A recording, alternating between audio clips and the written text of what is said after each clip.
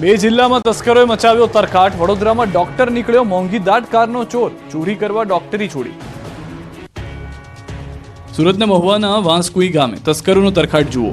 ગામમાં એક જ રાતમાં ટાયર અને કપડાની દુકાનમાં તસ્કરો ત્રાટક્યા. ચોરોએ રાત્રે દુકાનના તાળા તોડીને અંદર પ્રવેશ કર્યો. બાદમાં 1.5 લાખની ચોરી કરી ફરાર થઈ ગયા. તો કાપડની દુકાનમાંથી તસ્કરોને પૈસા હાથ ન લાગતા 300 જોડી કપડાની ચોરી કરી ભાગી ગયા. જ્યારે સવારે દુકાન માલિક દુકાન ખોલી જોઈને ચોંકી ગયા હતા. સીસીટીવી ચેક કરતા ચોરો કેમેરામાં કેદ થયા હતા. આ તરફ વડોદરામાં માત્ર કારની ચોરી કરતી ગેંગ પોલીસને હાથે લાગી ગઈ. પોલીસે ડોક્ટર સહિત 3 ચોરની ધરપકડ કરી. સાથે જ 2 કાર, મોબાઈલ, રોકડ મુદ્દામાલ જપ્ત કર્યો. જેમાંથી એક આરોપી ડોક્ટર, એમ્બ્યુલન્સ ડ્રાઈવર છે. ત્રિપુટી છેલ્લા 12 વર્ષથી ચોરી કરે છે. અત્યાર સુધીમાં 140થી વધુ ગુનાઓમાં ત્રિપુટીની સંડોવણી બહાર આવી છે. પોલીસે ત્રિપુટી પાસેથી કુલ 7 લાખનો મુદ્દામાલ જપ્ત કર્યો છે. એક આરોપી બાવળા ખાતે શ્રીજી ક્લિનિક નામે દવાખાનું ચલાવતો હતો. ચોરીની કુટેવને કારણે દવાખાનું બંધ કરવું પડ્યું હતું. અંકલેશ્વર અને મોરબીમાં ફરી ચાલ્યું દાદાનું બુલડોઝર. અંકલેશ્વરમાં ફરી એકવાર તંત્ર દ્વારા દબાણ હટાવ ઝુંબેશ શરૂ કરવામાં આવી. અંકલેશ્વર નોટિફાઈડ એરિયા ઓથોરિટી દ્વારા દબાણ હટાવવામાં આવ્યા. જીઆઈડીસીમાં ચાણક્ય સ્કૂલ સામે સરકારી જમીન પર ગેરકાયદેસર રીતે કરાયેલા દબાણો હટાવાયા. ઘર્ષણ ન થાય તે માટે અંકલેશ્વર જીઆઈડીસી પોલીસને સાથે રાખી હતી. દબાણ હટાવ ઝુંબેશને લઈને દબાણકર્તાઓમાં ફફડાટ ફેલાયો હતો. આ તરફ મોરબી મહાનગરપાલિકા દ્વારા ડિમોલિશન કામગીરી હાથ ધરાઈ. 1 વીક 1 રોડ અંતર્ગત દરેક સપ્તાહમાં બુધવારે શહેરના કોઈ એક વિસ્તારમાં કરાય છે કાર્યવાહી. મોરબીના નવલખી રોડ પર આવેલ કુબેરનગર આસપાસના વિસ્તારમાં તંત્રનું બુલડોઝર ફર્યું. કાચા પાકા મકાનો, દુકાનો, છાપરા તોડી પડાયા. અમદાવાદથી પકડાયા 50 બાંગ્લાદેશી કંપનીઓ 25,000માં બોર્ડર પાર કરાવતા. અમદાવાદના ચંડોળા વિસ્તારમાં વર્ષોથી ગેરકાયદેસર રહેતા બાંગ્લાદેશીઓને પરત પોતાના દેશ મોકલવામાં આવ્યા. અમદાવાદ ક્રાઇમ બ્રાન્ચ દ્વારા 50 બાંગ્લાદેશીને પકડી પાડ્યા. ઓપરેશનમાં 50 બાંગ્લાદેશી નાગરિક અને 2 સગીર વયના બાળકો સાથે કુલ 52 લોકોને ડિટેન કરવામાં આવ્યા. આ તમામ લોકો ભારતીય પુરાવા સાથે અહીંયા રહેતા હતા અને તેમાં પણ ખાસ કરીને મહિલાઓ સાથે શારીરિક શોષણ થતું હતું. ત્યારે એક સગીર સહિત 15 બાંગ્લાદેશીઓને ડિપોર્ટ કરવામાં આવ્યા. જ્યારે અન્ય 35ને પણ આ માસના અંતમાં અથવા માર્ચની 15 તારીખ પહેલા બાંગ્લાદેશ પરત મોકલવામાં આવશે. તપાસમાં સામે આવ્યું છે કે મોલમાં નોકરી અપાવવાના કહીને ત્યાંની કંપનીઓ દ્વારા રૂપિયા 25,000માં ભારતમાં ઘુસાડતા હતા અને ત્યારબાદ ગમે તે લોકોના ભારતીય આધાર કાર્ડ બની જતા હતા. ચંડોળા તળાવ નજીક બાંગ્લાદેશીઓ વસાહત બનાવીને રહેતા હતા. બાંગ્લાદેશી મહિલા અને સગીર કિશોરીને હ્યુમન ટ્રાફિકિંગ કરીને લાવી દેહ વેપારમાં ધકેલતા હોવાની પણ વિગત જાણવા મળી. એજન્ટ મોલમાં નોકરી આપવાનું કહીને મહિલાઓ પાસેથી વેપાર કરાવતા અને રૂપિયા એજન્ટ લઈ લેતા અને બાંગ્લાદેશ મોકલતા હતા. આ સાથે જ ખોટા દસ્તાવેજ બનાવવાના રેકેટનો પણ ખુલાસો થયો. 50 પૈકી 15 લોકોનો દેશ નિકાલ કરાયો છે. બાકીનાનો માર્ચ સુધીમાં દેશ નિકાલ કરાશે. દાહોદમાં વરરાજાને જીસીબીમાં જાન કાઢવી ભારે પડી ગઈ.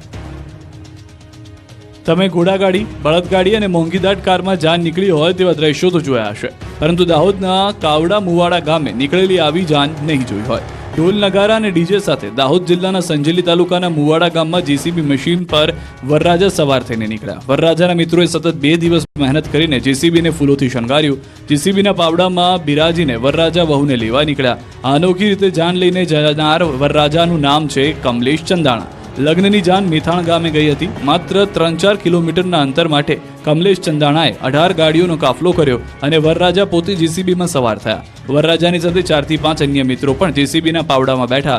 જોકે વિડીયો સોશિયલ મીડિયામાં વાયરલ થતા પોલીસે જેસીબી માલિક સામે ગુનો દાખલ કર્યો. પોલીસે જેસીબી ડ્રાઈવર જોડે માફી મંગાવી. પોલીસે જેસીબી પણ જપ્ત કર્યું. સાબરકાંઠામાં હવસખોર શિક્ષકે શિક્ષિકાની કરી છેડતી તો સાવરકુંડલામાં વિદ્યાર્થીની પર બળાત્કાર કરનાર ઝડપાયો. સાબરકાંઠામાં હવસખોર શિક્ષકે શિક્ષિકાની છેડતી કરતા શિક્ષણ જગત ફરી એકવાર શર્મસાર થયું. સાબરકાંઠાના પ્રાંતિજની એક શાળામાં શિક્ષિકાએ શાળાના આચાર્ય પર જાતીય સતામણીનો આરોપ લગાવતા ખળભળાટ મચી ગયો.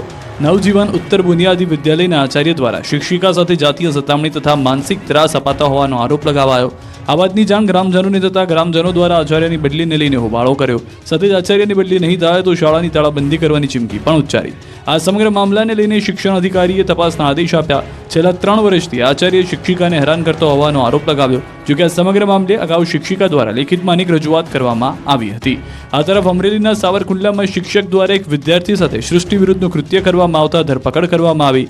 સાવરકુંડલા તાલુકાના વંડા વિસ્તારની ખાનગી શાળાનો આચાર્ય વિશાલ સાવલિયા વિદ્યાર્થીઓને તેના રૂમમાં બોલાવી કૃત્ય આચરતો હતો. આ અંગેની દીકરીએ વાલીને ફરિયાદ કરતા પરિવારને પોલીસ ફરિયાદ કરી હતી. પોલીસે બળાત્કારનો ગુનો દાખલ કરી હવસખોર શિક્ષક વિશાલ સાવલિયાની ધરપકડ કરી. ભરૂચ નેત્રંગ આદર્શ નિવાસી શાળાના આચાર્ય શિક્ષકોની બદલી થતા વિદ્યાર્થીઓનો વિરોધ. શાળાના આચાર્ય અને શિક્ષકોની તાત્કાલિક બદલી કરાઈ અને વિદ્યાર્થીઓ ઉતરી ગયા હડતાલ પર. દ્રશ્યો છે ભરૂચના. નેત્રંગ આદર્શ નિવાસી શાળાના આચાર્ય શિક્ષકોની તાત્કાલિક બદલી કરાતા માહોલ ગરમાયો. લાંબા સમયથી શિક્ષકો વચ્ચે તકરાર બાદ શિક્ષકોની બદલી કરવામાં આવતા વિદ્યાર્થીઓમાં રોષ ફેલાયો. વિદ્યાર્થીઓ અભ્યાસ પડતો મૂકી હાથમાં પોસ્ટર સાથે આંદોલન પર બેસી ગયા. નેત્રંગ ગામમાં રેલી યોજી વિરોધ પ્રદર્શન કર્યું. નેત્રંગ આદર્શ નિવાસી શાળાના આચાર્યને ફરીવાર પાછા બોલાવવા તેવી માંગ સાથે હડતાલ પર ઉતર્યા હતા. નેત્રંગ પોલીસ તંત્રની ઘટનાની જાણ થતાં તાત્કાલિક ઘટના સ્થળ ઉપર પહોંચી મામલો શાંત પાડ્યો હતો. ચૂંટણી પ્રચારમાં કોંગ્રેસના પૂર્વ ધારાસભ્ય ગ્યાસુદ્દીન ભૂલ્યા ભાન ગાળાગાળીથી પ્રચાર. કોંગ્રેસના પૂર્વ ધારાસભ્ય ગ્યાસુદ્દીન શેખ સ્થાનિક સ્વરાજની ચૂંટણીમાં આક્રમક મૂડમાં જોવા મળી રહ્યા છે. રાધનપુર નગરપાલિકા બાદ હવે રાપર નગરપાલિકાના પ્રચાર દરમિયાન પણ તેઓ ભાન ભૂલ્યા. ભાજપમાંથી લડી રહેલા મુસ્લિમ ઉમેદવારો તથા ધર્મગુરુઓને તેમણે બનાવટી બાવા ગણાવ્યા. સાથે જ તેમના માટે અપશબ્દોનો પણ પ્રયોગ કર્યો. રાપરમાં કોંગ્રેસના ઉમેદવારોનો પ્રચાર કરતા ગ્યાસુદ્દીને કહ્યું કે કેટલાક કહેવાતા મુસ્લિમ ધર્મગુરુઓ પણ થોડા ટુકડા માટે જાત વેચીને ભાજપના ગુલામ બની ગયા છે. ગુજરાત ભાજપના મુખ્ય media convenor doctor Yagnesh Dave પલટવાર કરતા કહ્યું કે ગ્યાસુદ્દીનની માનસિક સંતુલન ઠેકાણે નથી. જ્યારે મેં જોયું કે કહેવાતા ધર્મગુરુ એ ખેસ નાખીને ભાજપનો ઉમેદવાર બનીને ફરી રહ્યા છે. તમે કઈ રીતના ધર્મગુરુ છો? તમે કેવા ધર્મગુરુ છો? સ્થાનિક સ્વરાજની ચૂંટણી જીતવા ભાજપે